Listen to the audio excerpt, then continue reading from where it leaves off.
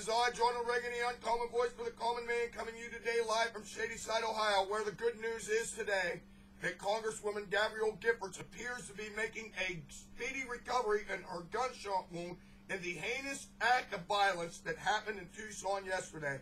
And sadly, it resulted in loss of life. But to say this right now, our prayers go out to their families and all those who were involved in that thing. But honest to God, you know and I know that the politics is going to start tomorrow. It will start tomorrow with the left-wing wackos at MSNBC. You can only imagine what Keith Ovick, Montefiore, and Rachel Muffy Maddow, jolly old Chris Tingles Matthew, and the worst of them all, fathead Ed I Know Nothing, Sergeant Schultz, is going to have a field day with this tragic event and turn it into a political event. You know it, and I know it. And of course, we all know that the right-wing extremists are going to be blamed for this. I mean, after all, this guy's white, and he has a gun, and he shoots a leftist, and we all know what's going to go on with this. But what I'm going to do here is I'm going to do a preemptive strike, because I would like to point out the hypocrisy of their position before they actually even make their position. Because this is exactly what's going on. If you think about it, just think about MSNBC. Back in April, they had some guy by the name of Ted Rall on there on the Dylan Ratigan show. And this guy is quoting from his book, The Anti-American Manifesto. And in this book, he's talking about the violent overthrow of the capitalistic government of the United States. This man is calling for violence. And he's on MSNBC, and nothing is said about it. And of course, tomorrow, that little factoid won't be even mentioned on MSNBC. And it won't be mentioned by the media. But by God, you heard it here, and you need to go to the Dylan Ratigan show and watch this video. It's absolutely incredible to listen to this left-wing extremist call for the violent overthrow of this government. Calling for violence, mind you. But it goes further than that. There's other examples of violence from the left-wing idiots, and nobody says anything about it. And one of them has to do with the man I think that's probably more responsible than anybody else for this nonsense that went on in Arizona. And that's His Mightiness Obama. That's right. You say, why? Well, let me point out something to you. Remember when the Bush administration brought voter intimidation charges against the new Black Panther Party for that little incident outside a polling place in Philadelphia, the voters being intimidated? If you're white, you can't go in. Remember that? Well, the Bush administration brought charges against these bozos.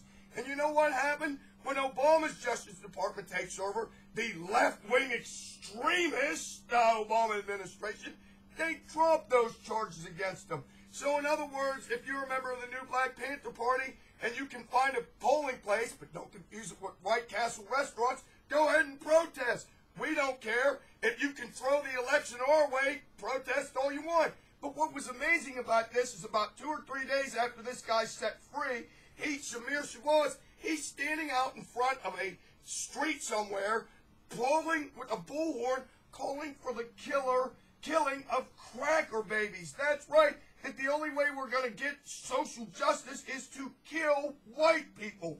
And nobody said anything about that. And this is the same clowns that had their charges dropped by the Obama administration. And they're out there telling us now to kill cracker babies. Sorry, Freudian slip. Then you can't go out there and say that and nothing said about it. The guy goes out there and threatens to kill white people and nobody says anything about it. Now, I'll go another step further. I think Obama has his hand in on this. In fact, I think he's an accessory to the fact. You know why I say that? Because remember, he was the guy that was going to bring us all together. Has he done it? Has he brought us all together? Or has he divided us more by his insane leftist policies? I prefer the latter, and I'll prove it. Let me ask you this. Do you think this thing in Arizona would have happened, say, if Arizona would have, or Obama would have stepped up the troops on the border? Do you think that would have happened if maybe somebody was actually trying to stop the influx of all these illegal aliens? Well, we damn well know that Obama's not going to do it. And when Jan Brewer does something about it, guess what? The Obama Justice Department comes after them, files lawsuits against them. Get the Arizona immigration immigration law stopped cold in its tracks. If you're a citizen in Arizona and you see this travesty going on, what the hell would you think? Obama doesn't want the immigration law to go forward. He doesn't want to put troops on the border. He don't want to do anything. All he wants is a massive influx of Mexicans here so he can turn them all into citizens and win re-election. That's the plan.